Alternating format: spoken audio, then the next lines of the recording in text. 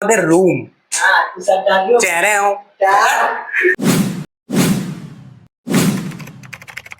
Hotel থেকে আমরা ready হয়ে বেরিয়ে পড়লাম রবি ঠাকুরের দেশে, যেখানে রবি ঠাকুর দাঁড়িয়ে নিজের স্বপ্ন দেখেছিলেন। এবং পিছনে রয়েছে আমাদের গ্যাং, এই যে। আর এখন আমরা যতটা ঘোরার জায়গা আছে সেখানে যাব, ঠিক আছে। আর আমাদের টোটো মনের সামনে দাঁড়িয়ে আছে, তো ওখানে আমরা দেখতে পাবো টোটোকে। চলো দেখা যাক। হ্যাঁ ঠিক আছে।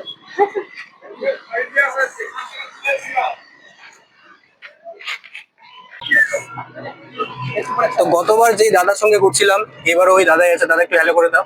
হাই। তো বেরিয়ে পড়লাম আমরা। এখন যাবো আমরা ক্যাম্পাসে, দেন যাবো সুন্দর, ঠিক আছে।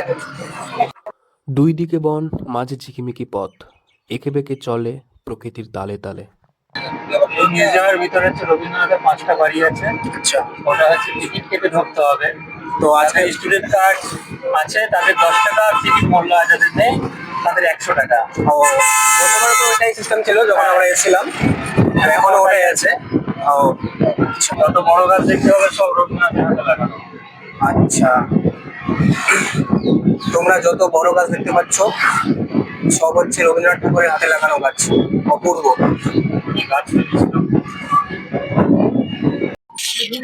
এই যে বাঁদিকে যেটা দেখতে পাচ্ছ, এটা হচ্ছে সেন্ট্রাল লাইব্রেরি আমাদের বিশ্বভারতী। এটা যখন ইন্দিরা গান্ধী এখানে পড়াশোনা করতো তখনকার দিনে এটা বানানো হয়েছে।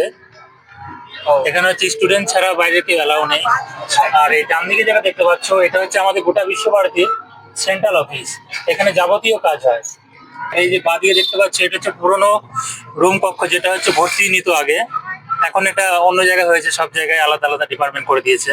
আচ্ছা, আর ডান দিকে হচ্ছে, এটা হচ্ছে পৌষ মেলা, যে 7ই পৌষ যেই মেলাটা হয় এখানে হয়। এখানে হয়। তোমরা দেখতে পাচ্ছ সামনে যে ফাঁকা জায়গাটা আছে, এখানে পৌষ মাসে একটা পৌষ মেলা হয়, বিশাল আর এই স্টেজটা দেখতে পাচ্ছ, এখানে হচ্ছে যে কদিন মেলা হবে সেই কদিন বিশ্বভারতী স্টুডেন্টরা মিলে অনুষ্ঠান করে। কোনোদিন নাটক, কোনোদিন সঙ্গীত, কোনোদিন নাচ, আলাদা আলাদা নৃত্য পরিবেশন করে। আচ্ছা, তো সামনে তোমরা দেখতে পাচ্ছ অনেকে ঘুরতে এসেছে। এবং শান্তিনিকেতন মানে একটা হচ্ছে শান্তির জায়গা, এবং যতবারই আমরা আসি ততবারই মন ভরে যায়। আর এটা বাদিকে দেখতে পাচ্ছ, বাদিকে এটা দেখতে পাচ্ছ, এটা বাড়িটার নাম হচ্ছে লিপিকা। এখানে অনুষ্ঠান হয় ভিতরে, বিশ্বভারতী স্টুডেন্টরা করে। সিনিয়র বয়েজ হোস্টেল, এখানে হচ্ছে সিনিয়র ছাত্ররা থাকে। এখনো থাকে? এখনো থাকে, ওদের লেখাই আছে, দেখতে পাবেন। এই জায়গাটার নাম হচ্ছে পূর্বপল্লী। গাইস, এটা হচ্ছে পূর্বপল্লী। এখানে নাকি এখনো সিনিয়র ছাত্ররা থাকে, হস্টেলের মতো। এটা হচ্ছে অতিথি নিবাস। আচ্ছা, যখন এখানে গেস্ট আসতো রবীন্দ্রনাথের বাড়িতে, তখন এখানে গেস্ট রাখতো, এখানেই থাকতো, এখানে অতিথি আপ্যায়ন করা হতো। মানে এটা অতিথিদের জন্য বানানো হয়েছে। শুধুমাত্র কি রবীন্দ্রনাথ ঠাকুরের গেস্ট নাকি অন্য কারো গেস্ট আছে? রবীন্দ্রনাথের আমলে যখন রবীন্দ্রনাথ বেঁচে ছিল তখনকার গেস্ট, তারপরে যাদের বংশধর এসেছে তারাও রেখেছে এখানে, এখনো রাখছে। এখন ওদের ছেলেদের কর্তব্য হচ্ছে এখানে রাখা। আচ্ছা আচ্ছা, এখানে যে বিশ্বভারতী ছাত্ররা যাচ্ছে, এখানে যে খাওয়া দাওয়া চলছে। এই যে অনেক তোর বন্ধু বসে আছে, এই যে। আর এটা হচ্ছে আধুনিক ইউরোপিয়ান ভাষা ও সাহিত্য সাংস্কৃতিক। আচ্ছা,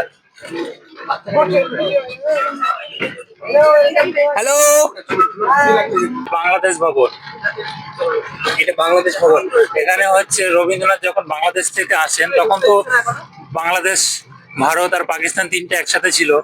তারপরে দেশ ভাগ হয়ে যায়, তখন রবীন্দ্রনাথের কিছু জিনিস ছিল সেখানে, এগুলো এখানে হচ্ছে সংগ্রহ করে রাখা আছে। এই বাড়িটার নাম হচ্ছে বাড়িটির বাংলাদেশ ভবন। তো ঢুকতে যাওয়া যাবে না, এখনো তো কিছুই ধরতে দিচ্ছে না, এখনো কাজ চলছে ভিতরে। আচ্ছা, বট গাছের ছবিটা আছে, এটা হচ্ছে সেই বট গাছ। এটা হচ্ছে নন্দলাল বসুর হাতে ছবি আঁকা সহজ পাঠে প্রথম পাতায় যে বইটা। তোমরা পিছন দিকে যে গাছটা দেখতে পাচ্ছ সেটা হচ্ছে সহজ পাঠের যে প্রথম যে ছবিটা দেওয়া আছে সেই বট গাছ, সেটা মানে ওটি বট গাছ। এবং এই যে রাস্তাটা দেখতে পাচ্ছ, এটা হচ্ছে কুমোরপাড়ার গরুগাড়ি যে একটা বলে আমরা কবিতা চিনি, ঠিক আছে। এখন তো রোড হয়েছে, কিন্তু এটা আগে মাটি ছিল বলে এখানে ওই কবিতাটা লেখা হয়েছিল, ঠিক আছে। আর এদিকে হচ্ছে বট গাছটা। খুব সুন্দর লাগছে দেখতে। ছোট মেলা হচ্ছিল, এখানে বড় মেলা হবে এবার থেকে। এটা কি? এটা হচ্ছে উপাসনা গৃহ, যেখানে হচ্ছে প্রতি বুধবার সাদা বস্ত্র পরে ধ্যান করা হয়। এখানে হচ্ছে 16টা দরজা আছে, 16টা ধর্মের জন্য 16টা দরজা আছে। কোনো জাতি ভেদাভেদ নেই, সবাই এসে এখানে বসতে পারে।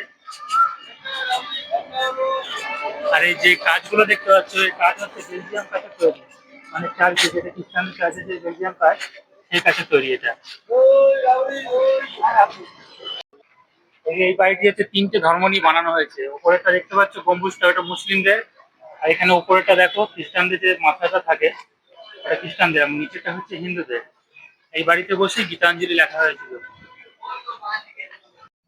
শান্তিনিকেতনের যতগুলো ক্যাম্পাস, যতগুলো প্রতিষ্ঠান আছে, সবকিছু আমাদের গাইড করছিল অমরদা। সামনে কি আছে বলতে পারছি না। অমরদা, দাদার নাম হচ্ছে অমর। আচ্ছা, অমরদা নিয়ে যাচ্ছে সামনের দিকে আমাদের, কি আছে ওই দাদা আমাদের দেখাবে।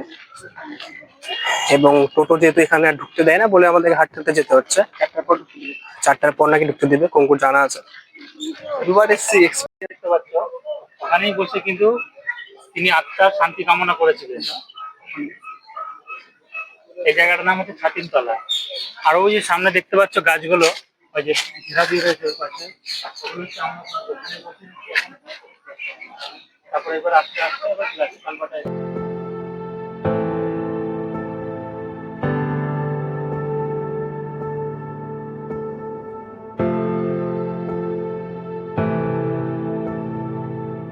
তো এইটা হচ্ছে বিশ্বভারতীর পুরো ক্যাম্পাসের ম্যাপটা।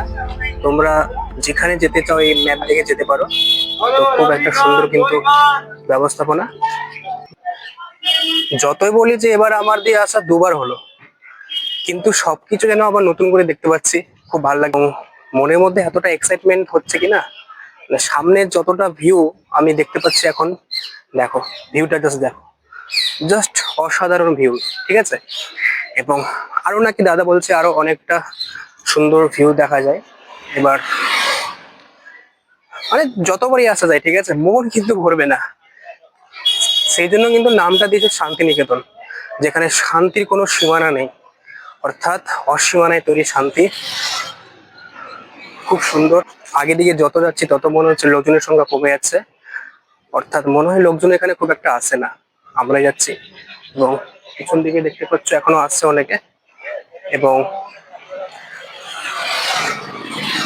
আমাদের অমরদা, যিনি টোটো চালায়, তিনি খুব ভালোভাবে গাইডটা করছেন আমাদের।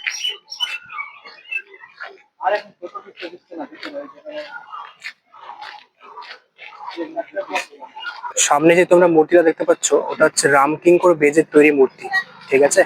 ছোট্ট ছোট্ট নুড়ি কাকড় দিয়ে তৈরি করা মূর্তিটা। এবং রামকিঙ্কর একজন চিত্রশিল্পী ছিলেন, যার লেখা আমরা কিন্তু এখনো গল্প বিভিন্ন বাংলা বই পড়ে থাকি, ঠিক আছে। বল, তুই এই জায়গাটাকে 10-এর মধ্যে কত দিবি? আমি এই জায়গাটাকে 10 হ্যাঁ, 99.9 দিব। 99.9। কিন্তু আমি তো অতটা বলি। কারণ এই জায়গাটা এতটা দেওয়ার কারণ হচ্ছে আমার এই জায়গার সৌন্দর্য। নাম্বার মানে তো সামনে একটা হচ্ছে বিশ্বভারতী মিউজিয়াম, ঠিক আছে। এখানে রবীন্দ্রনাথ ঠাকুরের যত নোবেল প্রাইজ, রবি ঠাকুরের মূর্তি, রবি ঠাকুরের আঁকা, রবি ঠাকুরের জীবন স্মৃতি সবকিছু কিন্তু ওখানে রাখা আছে। এবং সব স্টুডেন্টস কিন্তু লাইন দিয়ে দাঁড়িয়ে আছে, এরা ভিতরে যাবে, আমরা একটু পরে ওখানে ঢুকবো, ঠিক আছে। যাওয়া যাক। সামনে আছে কাউন্টার, তো কাউন্টার সামনে আছে এবং কাউন্টারে গিয়ে আমরা টিকিটটা কাটবো। সম্ভবত যারা স্টুডেন্ট না তাদের ক্ষেত্রে 100 টাকা, যারা স্টুডেন্ট অর্থাৎ যাদের আই কার্ড আছে তাদের ক্ষেত্রে হচ্ছে সম্ভবত 10 টাকা, ঠিক আছে। তো টিকিট কাটা হয়ে গেল, আমরা এখন ভেতরে প্রবেশ করব। এই যে টিকিট, এখানে টিকিট চেকিং করবে।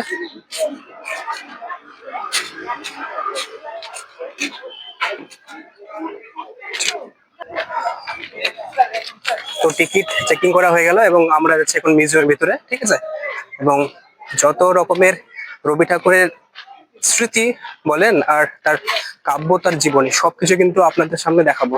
কিন্তু আমার যতদূর সম্ভব ভিতরে মনে হয় ফোন অ্যালাউ নেই, ঠিক আছে। তো দেখা যাক কি হচ্ছে।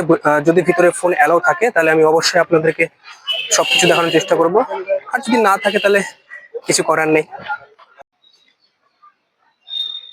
তো যেটা আমি বললাম যে মিউজিয়ামের ভিতরে কিন্তু ফোনের অ্যালাউ নেই, ঠিক আছে?